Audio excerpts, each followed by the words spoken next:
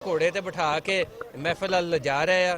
बड़ा सोहना मंजर आ और बड़ा एक दिल नूं लगन वाला मंजर आ कि हर बंदा जिहड़ा वा उहदे गल च माला, उहदे सिर ते कुल्ला ते ओह सजिया होया।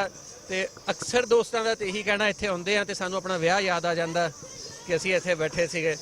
वाह जी। और हाँ विलादत दिन दी असल ते शादी ए वे सोने दे आमद दी सरकार दी विलादत दी सब तो वड्डी खुशी ए वे। सब वड्डियां सारियां ईदां तो वड्डी ईद ए वे। सर सोना आया ते सज गए ने गलियां बाजार। सोना आया ते उनकी निस्बत दे नाल साडे दे अल्लाह ने करम कर दिता है। ये सब तो वड्डा मेरे आका दा करम है ना कि सारियां रौनकां महफिलां लगियां ने।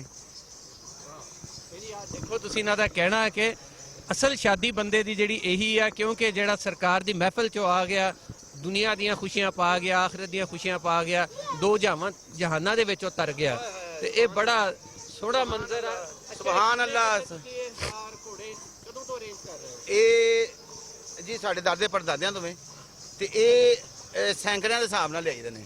ਇਹ ਤੁਸੀਂ ਦੇਖਿਆ ਨਾ ਇੱਥੇ ਪਾਰਕ ਦੇ ਸੈਂਕੜਿਆਂ ਦੇ ਹਿਸਾਬ ਨਾਲ ਹਾਰ ਹੁੰਦੇ ਨੇ, ਸੈਂਕੜਿਆਂ ਦੇ ਹਿਸਾਬ ਨਾਲ ਹੀ ਇਹ ਕੁੱਲੇ ਹੁੰਦੇ ਨੇ, ਸੈਂਕੜਿਆਂ ਦੇ ਹਿਸਾਬ ਨਾਲ ਹੀ ਚਾਦਰਾਂ ਹੁੰਦੀਆਂ ਨੇ, ਸੈਂਕੜਿਆਂ ਦੇ ਹਿਸਾਬ ਨਾਲ ਹੀ ਮਾਲਾ ਹੁੰਦੇ ਨੇ। ਫਿਰ ਉਹ ਗੈਂਡੇ ਦੇ ਫੁੱਲ ਹੁੰਦੇ ਨੇ, ਉਹ ਜਿਵੇਂ ਉਹ ਬੱਚਿਆਂ ਨੇ ਪਾਏ ਨੇ ਉਹ ਵੀ ਲਿਆਈਦਾ ਹੈ। ਅਸੀਂ ਆਪਣੀ ਕੋਸ਼ਿਸ਼ ਕਰਨੇ ਆ ਕਿ ਹਰ ਬੰਦਾ ਆਉਣ ਵਾਲੇ ਨੂੰ ਜਿੰਨੇ ਬੰਦੇ ਇੱਥੇ ਆਉਂਦੇ ਨੇ ਉਹ ਇਹੋ ਹੀ ਸਮਝਦੇ ਨੇ ਕਿ ਅਸੀਂ ਖੁਦ ਮਹਿਫਲ ਕਰਾ ਰਹੇ ਹਾਂ, ਇਹ ਨਹੀਂ ਕਿ ਅਸੀਂ ਕਰਾ ਰਹੇ ਹਾਂ। ਅਸੀਂ ਇੰਤਜ਼ਾਮ ਇਹੋ ਜਿਹਾ ਕੀਤਾ ਹੁੰਦਾ ਹੈ ਕਿ ਹਰ ਬੰਦੇ ਨੂੰ ਮਹਿਸੂਸ ਹੋਵੇ ਕਿ ਉਹ ਆਪਣੇ ਘਰ ਬੈਠਾ ਹੈ। ਕਿਉਂ ਕਿ ਮੇਰੇ ਆਕਾ ਦੀ ਮਹਿਫਲ ਹੈ, सरकार दी महफिल जिंदे सदके सारी उम्मतां ने, ऐ नहीं जिंदे सदके सारी उम्मतां ने बख्शिया जाना है, जिंदी खातर सब कुछ बनया है। उहदे सदके अल्लाह ताला ने साडे ते सब तो वड्डा करम कीता कि जिहड़ा साडा सानू अल्लाह ने अपना महबूब दे दिता है, समझा, नबियां दा सरदार दे दिता है। असीं बड़े खुश नसीब हाँ। साडी सब तो वड्डी खुश नसीबी ये वे कि अल्लाह ने अपना महबूब सानू अता कर दिता, उनकी उम्मत च पैदा कर दिता है, समझना। तो फिर मुसलमान घराने पैदा किया है, अलहमदुलिल्लाह कि उन्हें ईमान रखने वाला पैदा कर दिता है। इस तो वड्डी खुशी केड़ी है? दुनिया की सब दौलतों तो आला दौलत, दुनिया की सब तो आला खुशी, हर चीज़ तो आला है।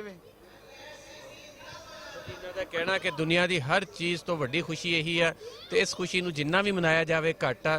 तो इसलिए ये महफिलां, ये घोड़े, ये हार, ये कुल्ले तो बहुत छोटी चीज़ है। इन्हां दा ते दिल करता कि अपना दिल सामने लोगों के पेश कर दें।